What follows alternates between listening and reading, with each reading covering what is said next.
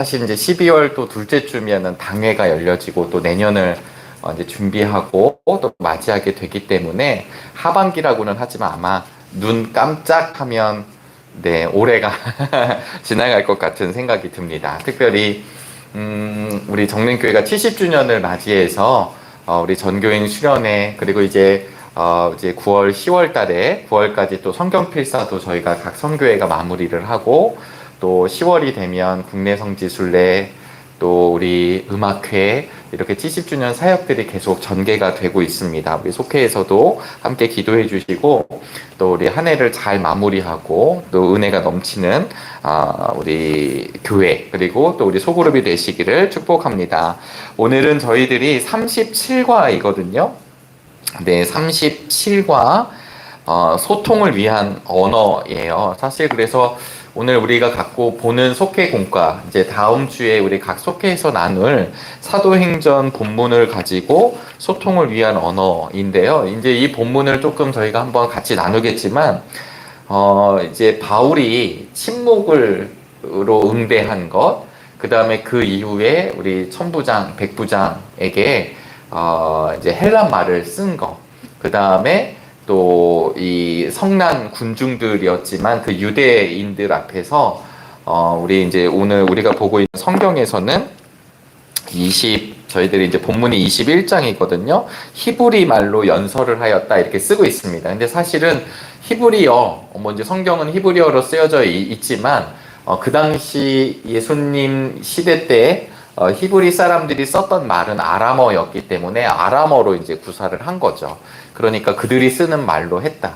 그래서 우리 속회공과에서는 환란 중에 있는 바울이 이 세 가지 언어, 침묵의 언어, 그 다음에 헬란 말을 쓰고, 그 다음에 아람어를 쓰고, 그래서 이런 이 언어를 통해서 소통을 했다라고 하는 이제 주제를 가지고 속회공과는 이루어집니다. 그 부분은 끝에서 한 번 더 나누도록 하겠지만 오늘 저희들은 사도행전 21장 후반부 말씀을 함께 보시면서 우리 사도행전을 다시 한번 좀 이해하고 또 우리 속회공과의 기본이 되는 말씀을 함께 나누도록 하겠습니다. 오늘 본문은 사도행전 21장 27절로부터 40절까지의 말씀이고요.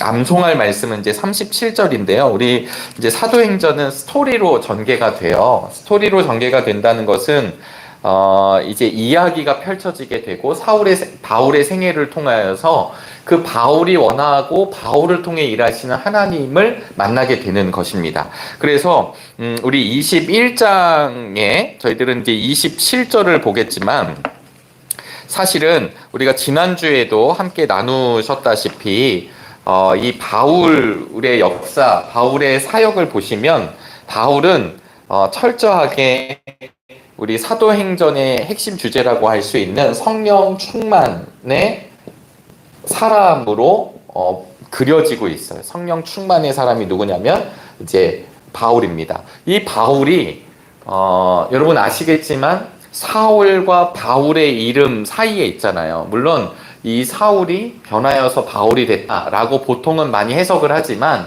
사실은 두 가지 이름을 다 썼다고 이제 보고 있거든요. 그래서 이 두 이름을 쓰고 있었던 사울과 바울을 어떻게 성경은 기록하고 있냐면 사울일 때, 그러니까 이제 편의상 우리가 사울일 때, 바울일 때를 보면 사울일 때에는 자기의 열심을 갖고 살아가는 사울을 보여줘요. 얼마나 열심인가요? 네, 스테반 집사님이 돌아가실 때 옆에 있었고, 그리고 우리 공의회 이 문건을 가지고 이 이단자들, 나사렛 나사렛 예수를 믿는 이 이단자들을 잡아들이기 위해서 그의 열심. 그래서 저도 한번 이 말씀을 나눈 적이 있었는데 다메섹 도상에 갔었을 때 다메섹 도상에서 부활하신 도상에서 예수님을 만나잖아요. 그랬었을 때 성경은 시간대가 언제라고 얘기를 하나요? 사도행전에 보시면 한밤, 새벽, 정오.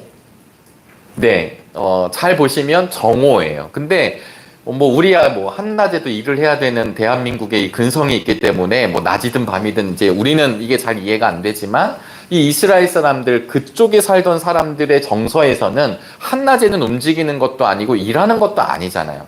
그런데도 불구하고 그가 한낮에 다메섹 도상에서 부활하신 주님을 만났다라는 것만 보더라도 그의 열심이 얼마나 대단한 열심이었는지를 보여주고 있습니다. 또 하나는 이 사울일 때는 그가 여기서 말하는 자랑은 야, 나 잘났어 라고 막 대놓고 얘기하는 자랑이 아니라 그의 삶 가운데 베이직으로 깔고 있는 게 무엇이냐면 내가 가말리엘의 문화생이고 내가 다소 출신이고 로마 시민권을 가지고 있고 그리고 내가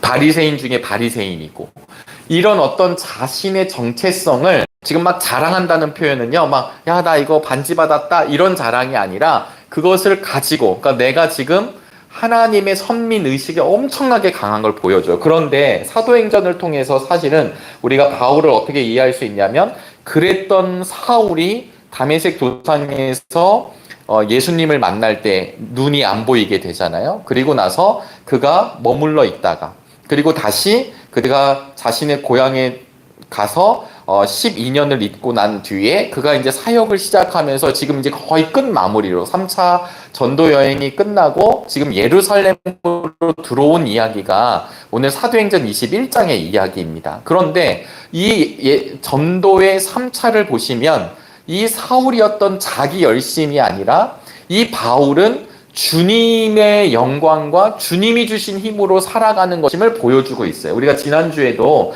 성경 공부를 하면서 제가 말씀을 드렸잖아요. 돌로 막 맞았습니다. 비시디아 안디옥에서 이렇게 쫓겨다니면서 돌을 맞았어요. 그런데 거기에 보면 그가 일어서게 돼요. 이때 일어선다라는 말이 내가 훌훌 털고 내 의지와 내 노력과 내 어떤 그 의식으로 가지고 내가 지금 이렇게 두드러 맞았지만 나는 너무 의식이 좋아서 나 지금 일어날 거야 라고 해서 일어난 게 아니라 그 일어났다라는 말 자체가 부활하신 주님과 관련된 말이라는 것을 지난번 강의 때 말씀을 드렸습니다. 왜냐하면 그 말은 무엇이냐면 부활하신 주님이 이 바울을 일으켜 세우시는 장면이에요. 그래서 이튿날 그가 거의 죽다 살아났음에도 불구하고 다시 넘어가게 되죠. 제가 이 말씀을 드리는 것은 성령 충만하다. 사도 바울이 성령 충만하다라고 하면 우리가 보통 성령이 충만하다 그러는 말에 오해가 뭐가 있냐면 뭔가 황홀경 아니면 뭔가 막 열심 막 그냥 부르짖음 우리에게는 이런 이미지가 좀 있습니다. 한국 교회에는. 그런데 여기서 말하는 성령의 충만함은 그분과의 동행이죠. 이것을 말씀과의 동행으로 보게 되고 주님과의 동행입니다. 그러니까 아이라고 하는 나의 자아가 움직여 나가는 것이 아니라 나를 통해 일하실 그분을 바라보며 나중에 우리가 아시다시피 모든 것, 자신의 삶의 베이스가 되는 기본이 되고 파워가 될 수 있는 것들을 뭐라고 여기느냐면 배설물로 여기는 거잖아요. 우리가 이제 아이를 키워보다 보면요. 어떤 분들은 아이의 배설물도 만지기를 싫어하는 분들이 있어요. 부모님임에도 불구하고 근데 또 그거 잘 하는 분이 있고 또 아이들의 어떤 그러니까 자신의 비위라든가 이런 약함 때문에 그걸 못하는 사람들이 있어요. 아이임에도. 그런데 하물며 내 배설물은 누가 그거 끼고 있을 사람이 어디 있겠어요. 제가 예전에 전에 교회에서 그 변비약 선전 이런 거 광고 같은 거 보면 맨날 그 배설물을 밀어내야 그냥 육회통쾌 상쾌인가요? 이거 이제 광고 나오잖아요. 우리 할머니 김용옥 배우라든가 이렇게. 저는 그걸 보면서 그래 누가 이걸 짊어지고 있는 사람이 없는 거죠. 돈, 권력, 어떤 나의 출신, 내가 이룬 업적들 이런 것들을 하나도 좋아하지 않는 것을 이 바울이 할 수 있었던 이유는 무엇이냐면 그가 이거보다 더 큰 하늘의 은혜 주님과 동행하는 기쁨을 누렸기 때문입니다. 제가 이렇게 잘 돌아보면요. 음식점을 소개하시는 분들도 별로 맛없잖아요. 그러면 소개를 안 하시더라고요. 그런데 정말 맛있었어요? 그러면 만날 때마다 그 음식점 얘기를 합니다. 왜냐하면 맛있으니까요. 이 얘기를 다른 말로 바꾸어 보면 야, 이 미용실이 정말 잘해. 여기가 정말 잘해. 이 교회가 정말 잘해. 얼마 전에 한번 자기 교회를 막 너무 좋다고 얘기하는 분을 한번 만났어요. 제가 너무 기분이 좋더라고요.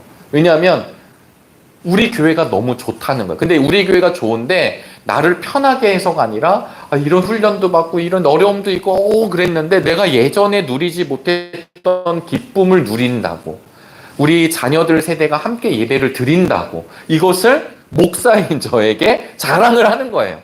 여러분, 우리 속회 식구 여러분들은 우리 교회를 자랑하시나요? 사실 좀 우리가 생각해 봐야 돼요. 근데 그 교회 자랑의 가장 핵심은 무엇이었냐면 내가 만난 주님에 대한 자랑이죠. 제가 오늘 우리 성령 충만한 바울의 이야기를 말씀드린 이유는 이런 바울이 오늘 21장의 이제 배경이 되는데요. 우리 그 전에 20장 말씀을 잠깐 펴보실까요? 성경의 20장 말씀을 보시면 20장 22절 말씀인데요. 제가 좀 읽어보도록 하겠습니다. 보십시오. 이제 나는 성령에 매여서 예루살렘으로 가는 길입니다. 거기서 무슨 일이 내게 닥칠지 나는 모릅니다. 23절. 다만 내가 아는 것은 성령이 내게 일러주시는 것뿐인데 어느 도시에서든지 투옥과 환란이 나를 기다리고 있다는 것입니다. 24절입니다. 그 유명한 말씀이죠. 그러나 내가 나의 달려갈 길을 다 달리고 주 예수께 받은 사명 곧 하나님의 은혜의 복음을 증언하는 일을 다하기만 하면 나는 내 목숨이 조금도 아깝지 않습니다. 아멘. 저는 우리의 믿음과 신앙이 이런 담대함이 있게 되기를 주님의 이름으로 축복합니다. 이런 상황 가운데 예루살렘으로 지금 바울이 들어오게 되죠.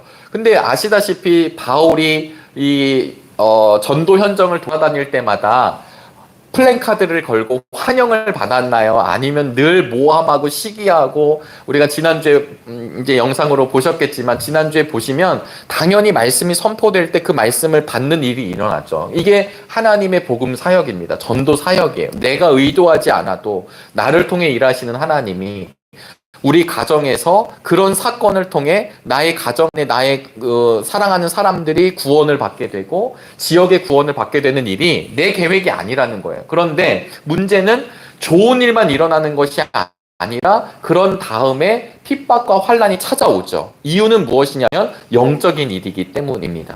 주님의 몸된 교회가 부흥하게 될 때 다툼이 일어나게 되고, 우리 교회가 도약하게 될 때 무언가 하나님의 일을 정말 감당하려고 할 때 정말 일사천리로 일어나면 참 좋지요. 그것도 하나님의 은혜일 수 있습니다. 그러나 그런 일이 일어남으로 인해서 지역에, 사회에, 그리고 이런 어두운 영혼들을 향해서 하나님의 말씀과 예수 그리스도가 전해지게 될 때 반대 역사가 반드시 일어난다라는 것을 우리가 이제 분별할 수 있는 것, 여러분 기억하실 수 있게 되기를 바랍니다. 그러면서 21장에 드디어 예루살렘으로 들어오게 돼요. 오늘 본문은 27절 바울이 체포되는 장면으로 시작되지만 사실은 17절 말씀을 좀 이해할 필요가 있습니다. 17절 말씀부터 26절 말씀을 보시고 27절로 들어가야 되거든요. 그런데 17절의 말씀이 무엇이냐면 이제 바울이 예루살렘으로 들어와요.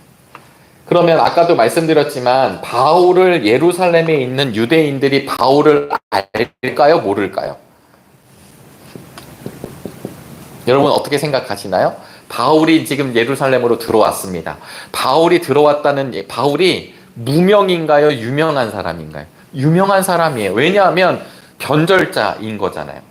유대 사람들로 봤을 때는. 근데 또 하나의 문제가 있었습니다. 이제 서신서하고 연결이 되는데, 바울 서신서를 잘 보시면 우리가 종교개혁의 슬로건 자체가 무엇이냐면 오직 믿음입니다. 오직 믿음이에요. 우리가 오직 믿음으로 하나님 앞에 나아가는 거예요. 행위로 나아가는 게 아닙니다. 근데 문제는 이스라엘이라고 하는 배경이에요. 여러분 구약의 역사를 보시면 구약은 철저하게 성전 신학을 가지고 있잖아요. 성전을 통해, 제사장을 통해 하나님과의 관계가 회복되고 나아가는 것이죠. 그런데 문제는 거기 그 성전 신학의 가장 핵심은 무엇이냐면 모세의 율법입니다. 율법은 이제 우리가 갖고 있는 성경으로 보면 토라이거든요. 이 토라를 수행해내야 되는 거예요. 십계명을 지켜야 되고. 그런데 여러분 바울이 나중에 이방인들을 만나면서 복음을 전할 때 여러분들 율법을 잘 지키시라고 했나요? 오직 예수 그리스도를 이야기하였나요? 오직 예수 그리스도예요. 이 예수 그리스도가 율법은 다 필요 없고 예수 그리스도를 믿자라는 게 아니라 그 율법의 완성이 예수 그리스도가 되시는 거잖아요. 제사장의 역할을 대제사장이 했었, 인간의 유한한 대제사장을 감당했었던 그 제사가 예수 그리스도로 인하여 단번에 한 번에 모든 하나님의 의로운 역사가 일어나게 됐다라는 것이 우리가 알고 있는 복음의 진리입니다. 그러다 보니까 이 율법을 유대인들은 지키죠. 여러분, 한국 문화이잖아요. 우리가 한국적 문화라고 하는 것은 유교적 문화가 우리 안에 이미 담겨져 있습니다. 아무리 이 시대가 자유로워졌다라고 하더라도 80대 할머니에게 왔어요? 뭐 이렇게 껄렁껄렁 하면 아주 자유롭군, 아주 멋져, 이렇게 생각하는 사람 한 명도 없고 저 사람 아주 그냥 예의가 없군. 이해되시죠? 우리가 아무리 한국이 바뀌어졌다라고 하더라도, 그리고 뭐 다른 미국이나 영국도 마찬가지 아닐까요? 영어를 정말 해본 분들, 저는 영어를 잘 못하지만 정말 그 잘 사는 분들, 그 다음에 아주 가문의 어떤 이 흐름이 있는 분들은요, 막말하지 않는다는 거죠. 갱스터들처럼 얘기하지 않고 철저하게 윗사람을 공경하는 언어를 쓴다고 저도 알고 있습니다. 그러니까 제가 이야기를 하는 건 우리도 어느 누구도 한국적 문화로부터 자유로운 사람이 없는 것처럼 지금 이 이스라엘 사람들도 자유롭지 못해요. 그러다 보니까 우리가 바울을 이해하기 위해서는 항상 무엇이 있냐면 유대 기독교인들과 이방 기독교인들의 항상 갈등이 일어나요. 항상 갈등이 일어나요. 그리고 이 이방 지역을 돌아다닐 때 항상 이 거짓 선지자들, 이런 사람들이 누구로 지칭이 되냐면 다시 예수 그리스도로 믿는 믿음으로만 불완전하고 다시 율법을 지켜야 된다는 율법주의자들을 지칭하는 말이 많습니다.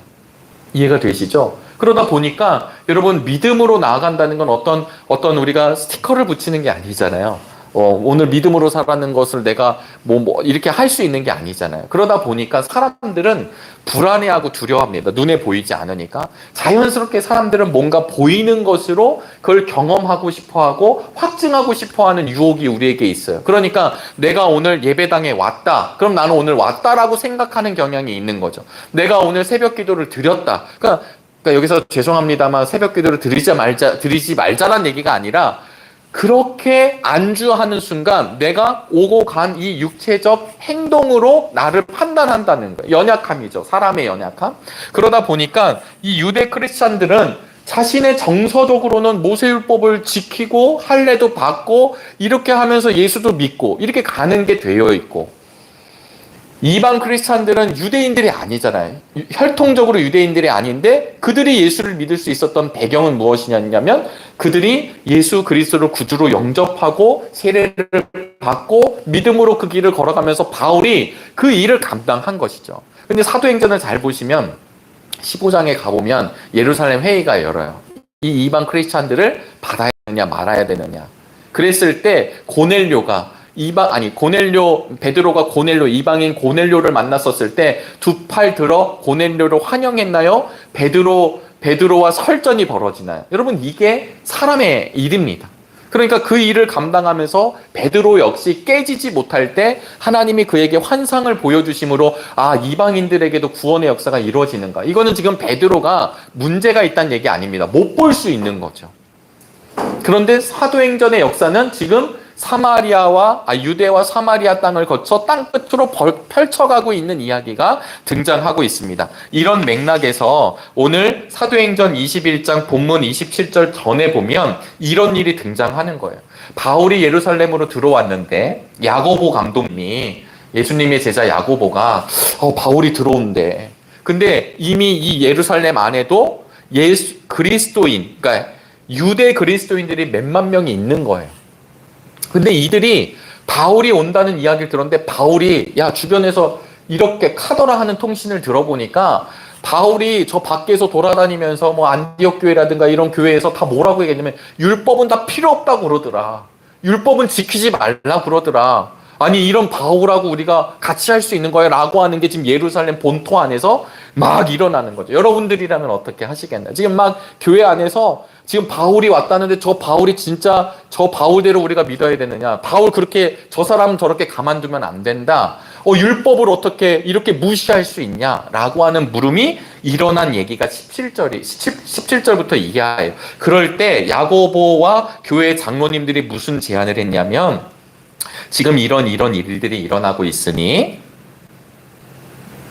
20절입니다. 우리 21장 20절 말씀을 제가 한번 읽어볼까요? 그들은 이 말을 듣고서 하나님께 영광을 돌리고 바울에게 말하였다. 이제 바울이 보고를 한 뒤입니다. 형제여, 당신이 보는 대로 유대 사람 가운데는 믿는 사람이 수만 명이나 되는데 그들은 모두 율법의 열성적인 사람들입니다. 불안하죠? 그런데 그들이 당신을 두고 하는 말을 소문으로 듣기로는 당신이 이방 사람 가운데서 사는 모든 유대 사람에게 할례도 주지 말고 유대 사람의 풍속도 지키지 말라고 하면서 모세를 배척하라고 가르친다는 것입니다. 어떻게 하면 좋을까요? 지금 틀림없이 당신이 왔다는 소식 들었어요? 이거 어떻게 하면 좋을까? 그러니까 당신 앞에서 하나님의 맹세한 사람 4명이 있으니까 이 사람들을 나시릴 서원같이, 그러니까 유대 사람들의 서원으로 이 사람들을 성전에 가서 우리가 정결 예식을 지킵시다. 바울 할 수 있을까요? 그런 일이 있군요. 그럼 제가 하겠습니다. 이게 내용이에요. 이게 내용이라고요? 그런데 여러분, 이것을 이제 많은 주석학자들이 어떻게 해석하냐면 바울의 실수로 봅니다. 왜 이 행위를 하는 거에 타협을 했을까? 예전에 베드로가 그렇게 외식하는 거에 대해서 막 강력하게 얘기했던 바울이 왜 지금 이 본문에서는 그들이 얘기한다고, 이들 막 지금 막 난리 쳤으니까 조금 우리가 이거 해주자고, 이런 얘기잖아요. 그런데도 불구하고 바울이 한 이유는 사실은 로마서의 말씀을 보면 바울이 자신의 동족을 너무 사랑했기 때문이에요. 그래, 내가 이 정도 우리가 율법을 다시 지키자는 게 아니라 이 하나님 앞에 서기로 했었던 사람들과 함께 성전에 가서 정결 예식을 하면 이 사람들이 바울이 율법을 무시하는 사람이 아니라는 게 쇼잉이 되는 거잖아요. 그러면 괜찮겠다. 그러면은 잠잠해질 거라고 판단한 거예요. 나름 지도부와 이 바울이. 그래서 이들이 거짓은 아니지만 이들이 가서 정결 예식을 했죠. 근데 문제는 27절에 이렇게 되기 시작하는 겁니다. 우리 27절 말씀을 함께 읽어보도록 하겠습니다. 그 이레가 지금 올라가서 함께 하고 난 뒤에 거의 끝나갈 무렵에 아시아에서 온 유대 사람들이 성전에서 바울을 보고 군중을 충동해서 바울을 붙잡아 놓고 소리쳤다. 이스라엘 동포 여러분, 합세하여 주십시오. 이 자는 어디에서나 우리 민족과 율법과 이곳을 거슬러서 사람들을 가르칩니다. 더욱이 이 자는 그리스 사람들을 성전에 데리고 들어와서 이 거룩한 곳을 더럽혀 놓았습니다. 여러분, 이제 잘 보시면 이 문제를 해결하기 위해서 바울도 수긍하고 지금 성전에 올라갔는데, 그때 밖에서 돌던 디아스포라 유대인들이 들어와서 지금 자신들이 잡으려고 했고 그냥 어떻게든 저 사람 내리려고 했던 바울이 보니까 외국인을 데리고 성전 안에 들어와 있는 걸 보자마자 열받아서 지금 군중을 선동해서 죽이자가 오늘 본문의 내용이죠. 여러분들은 이제 이 말씀을 보시면 어떤 생각이 드실까요? 저는 사도 바울이 지금 사도 바울이 결국 이렇게 진행하는 과정들은 하나님의 인도하심이 있습니다. 그래서 우리가 은혜가 있는 것 중에 하나가 무엇이냐면 내 삶이 무언가 풀리지 않고 꼬여지고 뭔가 어려움이 있을 때 그 어려움이 사실은 우리는 그 어려움으로부터 피해가기를 원하죠. 풀어지기를 원합니다. 착고가 열려지기를 원하지만 하나님은 그 과정도 선용하시고 합력하셔서 훗날에는 우리의 삶, 부족하고 연약하고 넘어졌던 삶을 통해서도 이루어가는 하나님의 역사를 사실 바울을 통해 볼 수 있어요. 왜냐하면 바울은 자신이 의도하지 않고 더 잘해보려고 했었던 일인데 이런 일이 있죠. 근데 여러분, 여기서 중요하게 보셔야 될 게 있습니다. 뭐냐면 예루살렘 교회가, 그렇게 부흥했던 예루살렘 교회가 점점 퇴보하고 있음도 사도행전은 대놓고 교회가 문제가 있다라고 얘기하진 않지만 이 스토리상 예루살렘 교회가 타협하고 있다는 것을 보여주고 있는 거예요. 예를 들면 어떤 것이 있을까요? 여러분, 이 예루살렘 교회가 20절 말씀 아까 저희가 읽었는데, 네, 21장 20절 말씀. 아까 수만 명이나 되는데 그들은 모두 율법의 열성적인 사람들입니다. 라는 말을 들으셨을 때 지금 그 지도부가 바울을 권면해서 하는 얘기 같습니까? 아니면 지금 이 율법의 열심인 그리스도인들에게 의식을 당하고 있을까요? 뭔가 그들을 좀 의식하는 것 같으신가요? 이게 읽으실 수 있어야 돼요. 그러다 보니까 바울에게 그 이야기를 하게 되죠. 나중에 이 예루살렘 교회가 무엇을 잘 못하냐면, 예루살렘 교회가 아까 말씀드린 베드로가 그 이방인 고넬료를 허락하는 문제, 그 다음에 이방 사람들이 이 예루살렘 교회로 와가지고 이 헌금 연보를 했었을 때 그걸 받는 문제, 그 다음에 그들이 점점 이 유대 크리스찬들 안에서 율법을 지켜야 되고 강하게 얘기하는 사람들, 예수 그리스도를 경험했음에도 불구하고 그들과 타협하는 것을 여러분 생각해 보셔야만 합니다. 그러면서 문제를 합리적으로 잘 풀기 위해서 이렇게 하면 되겠지라고 했었지만 사실은 되지 않죠. 저는 이 본문을 읽으면서 우리에게 참 중요한 가르침 중에 하나는, 사실 좋은 결과를 얻기 위해서 과정까지 뒤바뀌면 안 되는 거죠. 만약에 이것을 속담으로 얘기하면 뭐로 가도 서울로 가면 된다. 교회가 이걸 우리가 하기 위해서 때로는 그냥 이렇게 해도 돼. 이게 참 어려운 영역이잖아요. 그런데도 불구하고 오늘 본문은 사실 이런 부분들도 말씀해 주고 있습니다. 그러나 바울이 그들과 그냥 어쩔 수 없이 손을 잡았던 것이 아니라 로마서 9장에 가보시면 내가 왜 복음을 전하는 자였었을 때 이 복음을 전하는 가장 첫 번째, 내 동족을 사랑해서 그들을 내가 예수 그리스도의 사람들로 그들을 이야기하고 싶은 것이 그에게 가장 중요한 것이었었습니다. 그런데도 불구하고 결국은 오늘 이 일이 터지게 됩니다. 27절부터 잘 보시면 지금 사람들이 죽이려고 하고 소요에 휘말려 있는데요. 이 당시 다시 한번 왜 이 야고보 감독이 이런 문제를 무서워했느냐. 역사적인 배경은 이렇습니다. 여기가 이제 예루살렘 성입니다. 예루살렘 성전이에요. 6월절이 되면 영어로는 패스오버가 되죠. 6월 넘어간다. 널 넘어간다. 이제 우리 출애굽기에 나오는 마지막 10번째 재앙 때 나왔던 6월절입니다. 이 6월절이 구원의 예시가 되고 예표가 되잖아요. 그런데 이 6월절이 되면 여러분 아시다시피 지금도 이스라엘 사람들이 6월절을 가장 엄청난 절기로 보는 거예요. 그래서 보통 요세푸스라든가 그 당시 역사가들 그리고 학자들에 따르면 이 6월절이 되면 이제 디아스포라 유대인들 그 다음에 여기 오는 사람들 하면 대략 200에서 300만 명이 들어온다는 거예요. 200에서 300만 명이 그 조그만 예루살렘, 물론 예루살렘 돌아다니면 힘들지만 이 정도 인원이 들어오는 거는 어마어마한 거죠. 근데 이때 이 6월절을 예의주시하는 사람들이 항상 누구냐면 로마 군인들입니다. 여러분 아시다시피 로마의 정책상 그들의 종교는 잘 건들진 않습니다. 그런데 문제는 그 종교는 건들지 않고 최대한 자유를 배려하지만 이 로마가 봤었을 때 폭동과 소요가 일어난다라고 판단하면 밀고 들어가요. 아시죠? 그러다 보니까 지금 아까 말했던 유대 그리스도인들이 지금 바울을 향해서 막 분노가 일어나고 이런 일들이 소요가 될까봐 야고보 사도라든가 이런 집행부, 장로님들, 교회 어른들 이런 사람들도 염려가 됐던 거죠. 정치적으로 이게 꼬일 수 있다고. 근데 이것을 피하려고 다른 길을 가봤지만 결과적으로는 유대 사람들로 인하여서 아시아에서 활동하고 있었던 사람들이 들어옴으로 인해서 바울은 잡히게 됩니다. 근데 오늘 속죄공과는 이 본문을 가지고 나 아니에요 막 항변하고 막 여러분 나 아닙니다 막 이렇게 하지 않고 침묵으로 가드라는 거죠. 그래서 우리 속죄공과에서는 그 침묵의 언어를 그냥 우리 침묵합시다가 아니라 하나님을 의지하니까 내가 나의 달려갈 길, 사명의 길을 걸어가는 걸 바울이 알고 있었기 때문에 그가 지금 이런 일, 근데 사실 바울이 이런 일을 처음 당하는 게 아니잖아요. 늘 그런 일들이 있었던 것. 그래서 그는 여전히 가만히 있습니다.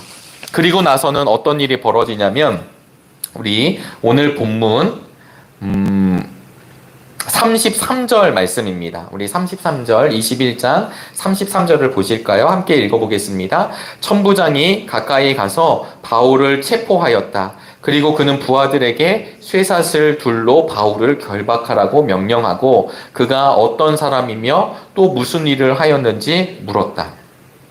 그러니까 34절에 보니까 사람마다 이제 제각기 얘기하죠. 왜냐하면 이런 표현 자체가 소란 때문에 일어난 일이기 때문입니다.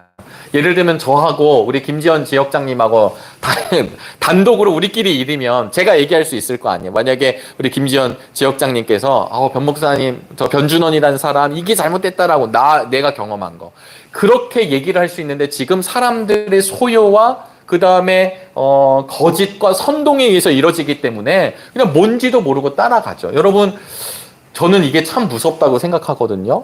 가끔 우리도 그렇게 휘말릴 때가 있습니다.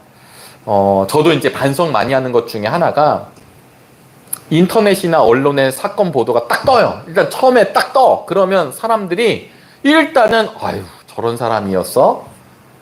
저 사람 이렇게 됐죠? 그러다가 뭐 나중에 막 공방전이 일어나고 막 이렇게 막 따져요. 그런데 그 정정 보도는 잘 일어나지 않고 그냥 그 이미지로 이 사람은 이렇게 되고 나중에 돼서야 이렇게 되고 어떤 사람은 억울해서 막 죽음을 선택하기도 하고 뭐 그런 일들이 있잖아요. 근데 우리는 쉽게 사실은 그 사실을 내가 정확하게 어떤 객관적 파악을 사실 할 수 없는 위치임에도 언론을 통해서나 이렇게 카더라가 들어오면 쉽게 가는 성향이 있죠. 요즘 시대도 그렇지만 여러분 뭐 예전에는 그런 카더라가 없었냐는 거죠. 네, 저때 있었던 카더라가 뭐였냐면 초등학교인데 밤 12시가 되면 이순신 장군님이 돌아다니신다는 거고 유관순 누나의 동상이 뭐 이런 얘기를 근데 그 순진한 우리 초등학생들은 12시에 가면 안 돼. 제가 이 얘기를 드리는 이유는 시대마다 그런 이제 뭐 허황된 것 같지만 이게 어떤 사람에게 공격이 되면 그게 소문임에도 불구하고 우리가 그렇게 믿는 죄성이 있습니다. 제가 이 말씀을 드리는 이유는 뭐냐면 그럼에도 불구하고 성경은 무리 가운데서 사람들이 저마다 다른 소리를 질렀다라고 표현하는 건 뭔지 모르면서 그냥 하고 있는 거라는 거죠. 근데 이 로마 사람들이 봤었을 땐 그래도 이 사람이 큰 문제가 있으니까 잡아두고 때리려고 합니다. 신문을 하려고 했을 때 여러분 아시겠지만 그때 이 바울이 스스로 변호를 하죠. 천부장에게 제가 한 말씀 드려도 되나요? 라고 1대1 얘기를 합니다. 근데 이것을 헬란말로 하는 거죠. 천부장이 깜짝 놀랍니다. 아니 지금 이게 그냥 이게 막 맞아 죽어야 될 것 같은 사람인데 갑자기 이 얘기를 하니까 그러니까 당신 헬란말을 할 줄 아냐? 당신 혹시 그 이집트 사람? 아니라고. 나는 길리기아 다소 사람이라고 얘기를 하고 이 고급 언어를 썼겠죠. 예, 오늘 I am a boy를 처음 해서 이렇게 시도하는 게 아니라 네, 처음 영어를 지금 겨우 배워가지고 내가 이거 회화를 한번 해보려고 시도했던 사람이 아니라 그냥 뼛속까지 그리고 가말리엘이라고 하는 문화생이라는 자체가 여러분 그런 거 있잖아요. 저는 이제 공부를 잘 못해서 잘 모르지만 선생님들이 공부 잘하는 사람을 이렇게 딱 보면 제자를 만들려고 하잖아요. 음악 선생님들이 내 제자를 만들 때 겨우 해도 될까 말까 한 사람을 제자로 삼을까요? 딱 봤을 때 얘가 나를 이어갈 사람으로 할까요? 그러니까 가말리엘의 문화생 제자 3대 제자 중에 하나였다라는 뜻 자체가 공부 조금 그 지역에서 잘했다 이 정도가 아니라 날고 뛰고 이런 사람이라는 거예요. 그러니까 이 사람이 얼마나 헬라말을 썼을 때 또 로마 시민권자로서 이야기를 썼을 때 천부장이 놀랬을까요? 그때 이 지혜로운 언어가 나가게 되는 거죠. 그리고 나중에 22장에 가면 사람들 앞에서 아람어로 자신의 상황을 이야기하는데 이때 이런 거를 이야기합니다. 바울이 그래서 대단한 거죠. 바울이 그래서 위대한 겁니다. 왜냐하면 지금 죽을 위기 속에서도 이 유대 사람들에게 내가 예수 그리스도를 어떻게 만났는지 그분이 왜 나의 생명의 주가 되는지를 그 무서운 상황에서 또 얘기하죠. 뒷장으로 가보시면 신문 받을 때마다 예수 그리스도를 얘기하는 것입니다. 이 연설이 다 끝나자 그의 설교와 고백이 끝나게 되자 사람들이 쳐 죽이자고 얘기를 하는 거예요. 이게 사도행전의 바울에 관한 패턴입니다. 근데 문제는 이것을 통해서 우리에게 무엇을 말씀해 주시냐면 바울이 죽었다고 하지 않는다는 거. 바울이 죽었다고 하지 않는다라고 하는 것을 우리 속회의 속도원 여러분들께서 꼭 기억해 주시기를 주님의 이름으로 소망합니다. 아까 바울이 좀 실수했다라고 하는 지점도 학자들이 이야기한다고 말씀드렸어요. 또 어떤 데서는 그렇게 그가 아무리 피했다고 할지라도 핍박을 피할 수 없는 길로 가고 있는 건 자명한 사실이라고 보여져요. 그런데 나중에 여러분 아시겠지만 27장에 가보시면 우리가 잘 아시는 유라굴로 나오는 장면이죠. 유라굴로 나오는 장면, 이 유라굴로를 맞습니다. 그때 27장 24절에 이런 말씀이 나오는데, 바울아 두려워하지 말아라. 너는 반드시 황제 앞에 서야 한다. 보아라, 하나님께서는 너와 함께 타고 가는 모든 사람의 안전을 너에게 맡겨주셨다 하고 말씀하셨습니다. 그러므로 바울이 이 말씀을 전하고, 여러분 힘을 내십시오. 나는 하나님께서 나에게 말씀하신 그대로 되리라고 믿습니다. 우리는 반드시 어떤 섬으로 밀려가 닿게 될 것입니다. 아멘. 바울의 이 이야기는요, 확신이 있는 사람, 분명히 본 사람만 할 수 있는 것이죠. 우리 오늘 속장님들과 지역장님들, 또 함께 말씀을 나누고 있는 속도원들, 우리 정릉의 성도님들이 이 시대에 살아가고 있는 이유는 뭐냐면, 나 하나 건사하기 위해서 살아가는 것이 아니라, 사실은 우리가 사명이 있다라고 하는 뜻은 나를 통해서 살리실 하나님의 영혼이 있다라는 걸 기억하시길 바랍니다. 아주 가깝게는 사랑하는 아내, 사랑하는 남편, 때론 조금 미울 수는 있지만 그래도 나와 함께 살을 맞대고 다니는 그 사람, 나의 자녀, 나의 부모님, 나에게 마음 주신 이웃들, 나에게 마음 주신 내 후배, 마음을 나에게 주신 그 누군가가 결국은 무슨 뜻이냐면요, 나를 보내셔서 그들의 영혼도 죽지 않는다는 거예요. 왜냐? 사명이 끝날 때까지는 나를 하나님이 이끌어 가시죠. 바울이 저렇게 맞으면서도, 고통을 받으면서도 그가 나의 사명이 그분께 달려있음을 알았기에 오늘 우리가 갖고 있는 본문도 가죠. 그런데 바울은 하나님이 주신 지혜가 있었던 사람이다. 그래서 우리 속회공과는요, 소통을 위한 언어라고 하는 제목을 통하여서 이 바울이 자신이 갖고 있는 하나님이 주신 능력과 지혜를 적재적소에 사용했음을 사실은 우리 지필진 목사님들은 조금 더 강조를 하신 걸로 보아져요. 여러분, 소통이라는 것이 되어야 되지 않을까요? 여러분, 소통이라고 하는 것은 상호 간에 나누게 되는 것입니다.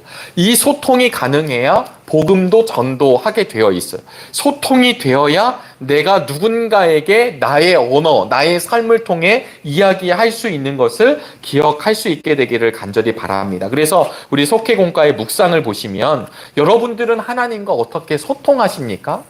내 삶이 혼란스럽고 내가 지금 막 좌절되고 있고 고민되고 있고 길을 잃은 것 같고 방황이 될 것 같을 때, 그런 소동이 있을 때 여러분들은 어떻게 하나님과 소통하고 계십니까? 라고 하는 질문이 저는 참 직접적이라고 생각을 합니다.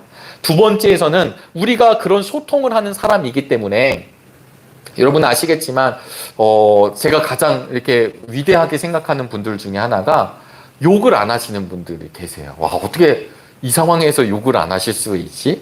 그리고 또 반면에 욕을 엄청 잘하는 분들도 사실 그냥 길거리만 나가보면 애들부터 어른까지 그냥 아주 그냥 하여튼 어떻게 저런 얘기를 하실 수 있을까 할 정도로 욕이 더 일반화된 느낌도 사실은 있습니다. 그런데 우리가 할 수 있는 선한 말이라고 하는 게 뭘까요? 그거는 내 감정의 소용대로, 내 감정의 소동대로, 내 그냥 들어지는 대로 입술로 다 내뱉으면 사실은 하나님의 언어가 나올 수 없겠죠? 그래서 이런 말들에 대한 묵상 질문도 오늘 속회공과에 있습니다. 그리고 마지막 우리 아람어죠. 아람어를 사용했을 때 오늘 성경 본문 나중에 그 이하절을 잘 보시면 사람들이 집중해서 바울의 이야기를 듣습니다. 그러나 결론은요, 그 말씀, 복음을 듣고 나서 쳐 죽이라 또 이렇게 바뀌게 돼요. 그러나 그 집중할 수 있게 하는 힘, 목회자들에게 사실 고민이죠. 여러분 혹시 유치부 설교를 해보신 적이 있으실까요? 영유아부 설교를 해보신 적 있을까요? 뭐 저야 우리 서충식 목사님 계시고 김일곤, 서승원 이렇게 전도사님들이 계시니까 우리 교육부는 저는 이제 저의 사역 역할이 그분들과 함께 동역은 하고 있지만 제가 직접 들어가는 건 아니잖아요. 그러나 저도 교육부 교학교 시절을 했었을 때, 네, 설교자들의 무덤 유치부, 네, 있습니다. 여러분 그게 물론 그래서 막 예전으로 보면 언어 유희도 잘하고 막 인형극도 잘하고 막 이런 어떤 그런 것들을 해서 아이들과 소통하지 않고, 만약에 제가 유치부에 들어가서 할렐루야 자 27절 자 막 이러고 있어 봐요. 이거는 이미 끝난 겁니다. 아무리 제가 맞는 말 정말 진리를 이야기한다라도 유치부 아이들 중에 누구도 무슨 얘기인지 알아듣지 못하는 거죠. 마찬가지로 우리들이 속회에서든 누군가와 삶을 나눌 때 누군가가 나를 집중하게 되는 그 영역은요, 나의 말에 사실은 스킬이 아니라, 아까 제가 유치부 설교는요, 아이들을 사랑하는 마음으로 그들의 언어로 그들의 눈높이로 가는 그래서 따라갈 수가 없죠. 유치원 선생님들을. 그 아이들과 소통하는 그걸 따라갈 수는 없어요. 그러나 그 말에 하나님의 진심의 메시지가 가면 우리 아이들은 그 하나를 놓고, 제가 그래서 저희 그 막내 딸도 있지만 제가 제일 좋아하는 이 모습 중에 하나는요, 뭐 건강에는 안 좋을 수 있겠지만 무릎 꿇고 기도하는 그 모습에서 아이들이 그 발가락, 네, 무릎을 꿇었고 그 뒤에 깨끗한 발바닥에 그 아이들 그 있잖아요. 그게 또 발을 꼬기도 해요, 애들이. 그리고 어른들보다 훨씬 오래 앉아 있고요. 근데 그 모습이 저한테는 엄청 은혜예요. 왜냐하면 아이들의 순수한 마음, 두 눈을 꼭 감고 꼭 감는 아시잖아요. 우리 선생님들 해보시면 두 눈을 꼭 감으라고 하면 그냥 꼭 감고 있잖아요. 네, 유초등부만 돼도 눈을 뜨고 있거든요. 청년들이 말할 것도 없죠. 근데 그 순수함의 아이들, 근데 그런 아이들도 정말 이게 중요한 메시지일 때 듣는 것처럼 우리 안에 살아계신 주님, 내가 만난 주님, 그리고 나의 삶의 어려움을 극복했을 때가 내 의지나 이런 것들이 아니라 말씀, 또 예수님으로 인하여 나오는 것을 하게 될 때 여러분, 사람들은 분명히 집중하게 될 것입니다. 그리고 그 집중하면서 들었던 이야기가 여러분들에게는 언제였었습니까? 라고 하는 것이죠. 이런 부분들이 오늘 속회공과에서 사실은 이야기가 되고 있습니다. 제가 조금 그 앞에 우리 본문의 배경이 되는 이야기를 한 이유는 그런 것입니다. 왜 이렇게 바울의 인생은 꼬일까? 왜 이렇게 바울의 인생은 처참할까? 이게 우리의 근본적 질문일 수도 있을 거예요. 잘 돼야 되는 것 아닐까? 그러나 성경에서 말하는 잘됨은요, 그가 육신적으로 떵떵거리며 잘 사는 것으로 되는 것이 아니라 그가 예수 그리스도로 인하여 생명을 얻게 된 것이 잘됨이라. 그것이 그에게 복이라 라는 것을 성경은 처음부터 이야기하십니다. 그래서 우리 속회를 나누실 때 우리는 이미 예수님으로 인해 복 누린 사람임을 기억하시며 담대하게 오늘도 걸어가실 수 있게 되기를 주님의 이름으로 축복합니다. 역사적 순서로 진행이 되는데요. 우리 다음 주에는 고린도전서 말씀을 가지고 이야기합니다. 사실은 이 신약 성경으로 오게 되면 이제 조금 교리적인 부분들도 나누게 되고 복음의 본질에 대해서도 한 번 더 설명을 하게 되는데 저희들이 이제 공과를 함께 나누는 시간이니까 한 번 더 살펴봐 주시면 감사하겠습니다. 다시 한번 우리 속회공과 교육 올해는 우리 전반기처럼 수요일날 저녁 7시 30분에 함께 모이실 수 있으면 모이셔서 우리 기도로 준비하시고 또 우리 속회를 나누도록 그렇게 하도록 하겠습니다. 그럼 제가 기도하고 오늘 마치도록 하겠습니다. 하나님, 정말 하나님의 위대한 사람 바울을 사용하심을 우리가 정말 기대함으로 바라보게 하시니 감사합니다. 그러나 사도 바울이 위대해서가 아니라 우리 주님과 만나 성령 충만함으로 동행하는 사도 바울을 바라볼 수 있는 믿음의 눈도 허락하여 주시옵소서. 시대에서는 또 사회에서는 우리는 무명의 사람들입니다. 그러나 우리 하나님께서는 우리 한 명 한 명, 우리 믿음의 정릉의 성도들 한 분 한 분을 기억하여 우리를 통해 이루어갈 하나님의 나라를 함께 기대하기를 원합니다. 특별히 소통할 수 있는 언어, 그리고 소통할 수 있는 믿음과 지혜를 더하여 주셔서 우리에게 맡겨주신 하나님의 사람들과 복음을 나누게 하여 주시옵시고, 우리의 삶이 때로는 후퇴하는 것 같고 퇴보하는 것 같고 어려운 것 터지지만 그런 상황 가운데서도 우리를 하나님께서 사용하심을 믿으며 오늘도 기쁨과 감사가 다시금 우리의 영혼을 충만케 하는 믿음을 허락하여 주시옵소서. 우리 속회들마다 다시 시작하였습니다. 만날 때마다 기쁘게 하여 주시옵시고, 때로 어려운 일들도 우리 속도원들과 나눌 때 다시금 힘을 얻게 하여 주시옵시고, 무엇보다도 우리의 말씀이 살아 움직이는 속회가 되도록 역사하여 주시옵소서. 모든 것 주님께 내어 맡기며 살아계신 예수 그리스도의 이름으로 기도하옵나이다.